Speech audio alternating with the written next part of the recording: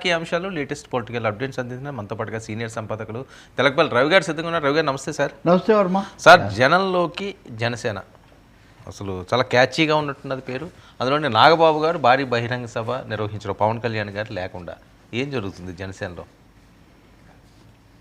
అంటే మీ సందేహం ఏంటి? అంటే పార్టీ పగ్గాలు ఏమైనా ఆయన బిజీగా ఉన్నారని చెప్పి డిప్యూటీ చీఫ్ మినిస్టర్ కింద పార్టీకి సంబంధించి దీన్ని బలోపేతం చేసే బాధ్యతలు అన్నయ్యకి అప్పచెప్పారా అని వస్తున్న వార్తలు. అంటే తప్పకుండా అండి, జనసేనలో ఆర్టికులేషన్ అంటారే, భావాల వ్యక్తీకరణ, ఒక దిశానిర్దేశం చేసే లక్షణం నాగబాబుకి ఎక్కువ. చాలా సందర్భాల్లో ఆయన మాట్లాడటము, కొంచెం సైద్ధాంతికంగా మాట్లాడడం, ట్వీట్లు పెట్టడం, పాటలు పెట్టడం అన్నీ ఎక్కువ చేస్తూ వచ్చారు. నిజానికి అధికారంలోకి వచ్చిన తర్వాతే ఒక అడుగు వెనక్కేసారు, ఎందుకు ఆయన మంచిదని తప్ప.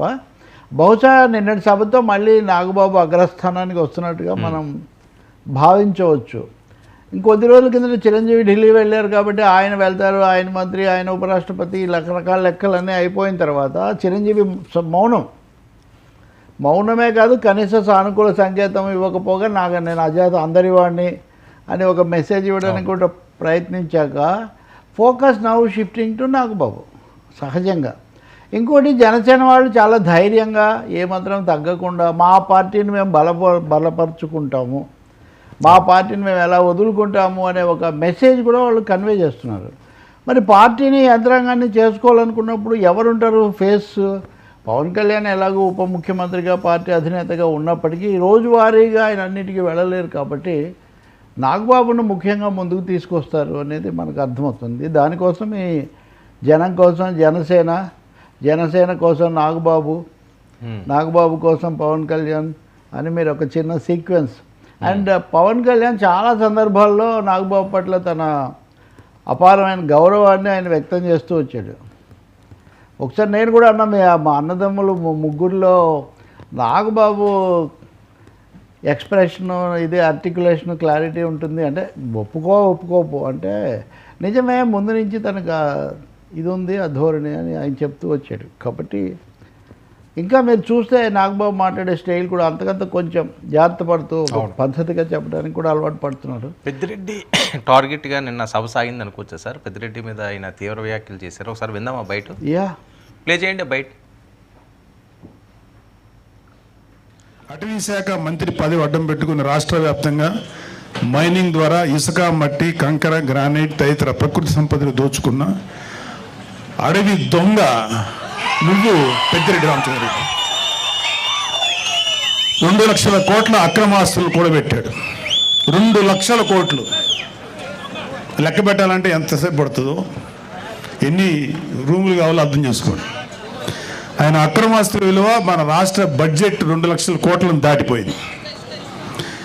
మిమ్మల్ని గెలిపించిన అలాగే వైసీపీకి సరే అన్నిటికన్నా సిగ్గుపడాల్సిన విషయం ఏంటంటే, ఈ పెద్దిరెడ్డి రామచంద్రరెడ్డి అనే వ్యక్తి దాదాపు 2 లక్షల పైగా ఓట్లు వేసి గెలిపిస్తే శాసనసభకు వచ్చి నీ ప్రజల తరఫున నీ గొంతు వినిపించడానికి ధైర్యం చాలా. నీకు ఎమ్మెల్యే పదవి ఎందుకు? అర్జెంటుగా రాజీనామా చేయాలని మేమందరం డిమాండ్ చేస్తున్నాం. మీకే కాదు, మీ వైసీపీలో 11 మంది ఎమ్మెల్యేలు ఇంక్లూడింగ్ మీ నాయకుడు జగన్ రెడ్డి కూడా గెలిచి ఎందుకు మీరు శాసనసభకు రాలేకపోతున్నారు? ఎందుకు మీ వాయిస్ వినిపించలేకపోతున్నారు? ఏంటి సార్ ఇది? స్పీడ్ పెంచినట్టున్నారు మెగా బ్రదర్. స్పీడ్ పెంచాడు, డోసు లోడు అంతా పెంచారు. అందుకని ఇదేమి అందులో పెద్దిరెడ్డిని అక్కడికి వెళ్ళి మాట్లాడడం, నాగబాబు మామూలుగా మాట్లాడడం కాదు. ఎందుకంటే పవన్ కళ్యాణ్ ఏమో ఆ అటవీ భూమి దాని మీద దర్యాప్తు చేయండి లేకపోతే అని ఆయన ఒక కమిటీ అన్న అధికార హోదాలో తమ్ముడు ఆ పని చేస్తుంటే అన్న నేరుగా అక్కడికి వచ్చేసి ఆ కార్యక్షేత్రంలో ఢీకొనడానికి సిద్ధమవుతున్నారంటే ఖచ్చితంగా ఇది వ్యూహాత్మకంగా చేస్తున్నటువంటిదే. ఇంకోటి, నువ్వు రాజీనామా చేయంటే నెక్స్ట్ స్టెప్ ఏంటి? నువ్వు రాజీనామా చేయి, నేను పోటీ చేస్తా అన్నది కూడా వచ్చే ఆటోమేటిక్, అంతే కదా. ఆయన ఎలాగో చేయలే అనుకోండి, ఎప్పటి నుంచో ఉన్నాడు. కానీ అందుకని ఇది ఇంకొకటి, ఆ మదనపల్లె ఆ పైరాపై నుంచి ఇప్పటివరకు ఏం తేలలేదు. మొన్న ఆయన తీవ్రంగానే విరుచుకుపడ్డారు పవన్ కళ్యాణ్ మీద. పెద్దిరెడ్డి కొంతమందిలా కాకుండా పెద్దిరెడ్డి, మిథున్ రెడ్డి ఇద్దరు కూడా మీడియాతో మాట్లాడారు, మీరు ప్రూవ్ చేయండి అది ఇది అన్నారు. నేను ఆ రోజే చెప్పాను కదా, ఒకవేళ మీది పొరపాటు అంటే లాజిక్ 2 sides, 2 వైపులా ఉంటుంది తర్కం. ఆయన చేసిన అబద్ధం ఆధారాలు లేవు, సర్వే చేయకూడదంటే మీరు న్యాయస్థానాలకు వెళ్ళొచ్చు. ఎన్నో కేసులు చూస్తుంటారు, వెళ్ళలేదు, రాజకీయంగా మాట్లాడుతున్నారు. కానీ అందుకనే ఇంకొంచెం పవన్కు తమ్ముడికి తర్వాత అక్కడ జరిగే దీనికి సపోర్ట్ ఇవ్వడానికే నాగబాబు రంగంలోకి వచ్చారనిపిస్తుంది. బహుశా ఆయన కాన్సన్ట్రేట్ కూడా చేయొచ్చు. చిత్తూరు జిల్లాలో వాళ్ళకి తిరుపతి చాలా ముఖ్యమైనది అనేక కోణాల్లో. చిరంజీవిని గెలిపించింది. ఇంకో ఇంట్రెస్టింగ్ థింగ్ చూడండి, పెద్దిరెడ్డి అడవి దొంగ అంటున్నాడు. అడవి దొంగ ఎవరు? అన్నగారు పరచూరి గోపాలకృష్ణ ఒకసారి చెప్పాడు, దొంగ, అడవి దొంగ, కొండవీటి దొంగ, 3 దొంగ సినిమాలు ఇచ్చాము చిరంజీవి గారికి, సూపర్ హిట్స్. దొంగ మూవీ కూడా ఉంది. అదే దొంగ, అడవి దొంగ, కొండవీటి దొంగ. ఐ థింక్ రాఘవేంద్రరావు అనుకుంటా. 3 కూడా 3 మంచి హిట్ అయ్యాయి. కాబట్టి అంటే సినిమాలో అది ఆయన హీరో అయితే ఇక్కడికి వచ్చేసరికి వీటన్నిటిని చేస్తున్నారు అని ఆయన చెప్తున్నారు. ఇట్స్ సీరియస్ పొలిటికల్ మీటింగ్ ఇది ఒక విధంగా వైసీపీకే కాకుండా చిత్తూరు జిల్లాలో తెలుగుదేశం జనసేన విస్తరణకు కూడా కొంత ప్రయత్నం జరుగుతుందని మనం భావించవచ్చు. ఇప్పుడు ఆయన చెప్పింది ఎన్డీఏ స్లోగన్గా కూడా మారచ్చు. మీరు సభకు రావడం లేదు కదా, రాజీనామా చేయండి. అవును, మీరు సభ ప్రభుత్వం ఏర్పడే 6 నెలలు అసెంబ్లీ అయినా మీరు సభకు రానప్పుడు మిమ్మల్ని ఎందుకు ఎన్నుకోవాలి, మిమ్మల్ని ఎందుకు గెలిపించాలి అనే ఒక ప్రశ్న కూడా తీసుకొస్తారు. అందుకని చాలా సంకేతాలు ఉన్నాయి నాగబాబు ఈ నియోజకవర్గాన్ని ఎంచుకోవడంలో. కానీ అలాగే ఆయన ఇవన్నీ ఎన్డీఏ ఫిలాసఫీ, బీజేపీ ఫిలాసఫీ కూడా మాట్లాడారు. కాబట్టి ఖచ్చితంగా మీరు అన్నట్టుగా ఇంకోటి, పదవుల మీద మాకేం ఆశ లేదు, పదవుల కోసం ఏనాడు పాకులాడలేదన్నారు.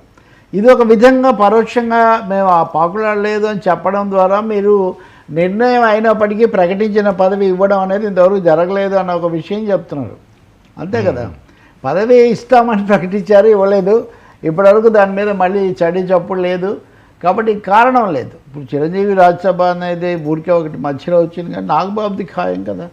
అందువల్ల ఇప్పుడు ఎమ్మెల్సీలు ఖాళీ లేదని కదా సార్ మీరు అధికారిక వివరణ ఇస్తున్నారు సార్. అధికారిక వివరణలే తీసుకోవాల్సిన అవసరం మీడియాకి లేదు. అంటే గతంలో ఫర్ ఎగ్జాంపుల్ నేను ఒక డిబేట్లో మాట్లాడినప్పుడు ఏమంటారంటే వాళ్ళు, గతంలో ఇలాగే జరిగితే ఎన్నిక అవ్వలేకపోతే తర్వాత మంత్రి పదవికి రాజీనామా చేయాల్సి వచ్చిందట. సార్ అది ఒకసారి జరిగింది. కానీ అంతకు అనేక రెట్లు 20, 30 సార్లు ఎన్నికైన వాళ్ళు తర్వాత 6 నెలల్లో వచ్చారు. పైగా శాసన మండలికి రావడం గ్యారంటీ కదా, ఎన్నిక కాకపోవడం ఏముంది సార్. కావాలని ఆలస్యం చేస్తున్నారు. ఇందులో 2 అభిప్రాయం లేదు. నాకు తెలియదు, అది వాళ్ళు చూసుకో, వాళ్ళిద్దరికి మధ్యలో ఏముందో మనకేం తెలుస్తుంది. కానీ అధికారికంగా చంద్రబాబు సంతకం చేసి మరి ఈ పదవిలోకి తీసుకుంటున్నామని చెప్పిన తర్వాత ఒక 2 నెలలు 3 నెలలు కావాల్సిన అవసరం ఉంది, ఏం కారణం లేకపోతే. కాబట్టి పదవులు కోరుకోవట్లేదు అన్నప్పుడు ఈ విషయం కూడా స్పష్టంగా చెప్పాలి కదా. అయితే అప్పుడు కాబట్టి మీరు ఏమీ లేదు అనకండి. ఒక అండర్ కరెంట్ ఉంది. జిల్లాలోకి వెళ్తే, ఇంకో చోటుకి వెళ్తే వీళ్ళు ఉదాహరణకు వైసీపీ నుంచి వచ్చిన వాళ్ళు వీళ్ళు జనసేనలో చేరటం. బాలినేని శ్రీనివాసరెడ్డి నిన్న ప్రకాశం జిల్లా మిత్రులు కొంతమంది కలుస్తున్నారు. ఎలా ఉంది ప్రకాశం జిల్లాలో 2 పార్టీలకు కొంచెం టెన్షన్గానే ఉంది. ఉదాహరణకు చిత్తూరు కూడా అలాంటిది అవుతుంది. ఎందుకంటే అది చంద్రబాబు నాయుడు సొంత జిల్లా, ఇవన్నీ కూడా ఉన్నాయి కాబట్టి. అందుకని నాగబాబు రంగంలోకి దిగారనే అనుకోవాలి. నాగబాబు రంగ ప్రవేశం, తమ్ముడు అక్కడ చూసుకుని ఉంటే పైన అన్నయ్య ఇక్కడికి చూసుకుంటాడేమో అని ఒక సందేహం కలుగుతుంది. రెండోది పార్టీ ప్రభుత్వాన్ని మీరు కనుక మంత్రివర్గంలోకి తీసుకోకపోతే వాళ్ళు రాజకీయ పార్టీ పదవి తీసుకొని ఆ బాధ్యతలు తీసుకొని ముందుకెళ్ళచ్చు. ఓకే. అండ్ అటాక్ చేసే పని రోజువారీగా ఉప ముఖ్యమంత్రి వచ్చి అటాక్ చేస్తే బాగుండదు. కాబట్టి ఆ మాత్రం కాస్త తూకం ఉండాలి. కాబట్టి నాగబాబు జనసేన తరఫున ఇప్పుడు పెద్దిరెడ్డిని సవాల్ చేశారంటే ఇంకోటి చేయడానికి, నాగబాబు చేయడానికి కొంచెం వాళ్ళ పార్టీ దృష్టిలో తేడా వస్తుంది కదా. ఇవన్నీ కారణాలు ఇవి. మేము వేటాడతాం అని వేట మొదలుపెట్టిన మెగా బ్రదరా. రాజకీయ వేట, ప్రత్యర్థుల వేట కూడా. సార్ తాడేపల్లికి వైఎస్ జగన్ వేటకు దిగి నాగబాబు అని పెట్టుకోవచ్చు మీరు. చెప్పండి సార్ తాడేపల్లికి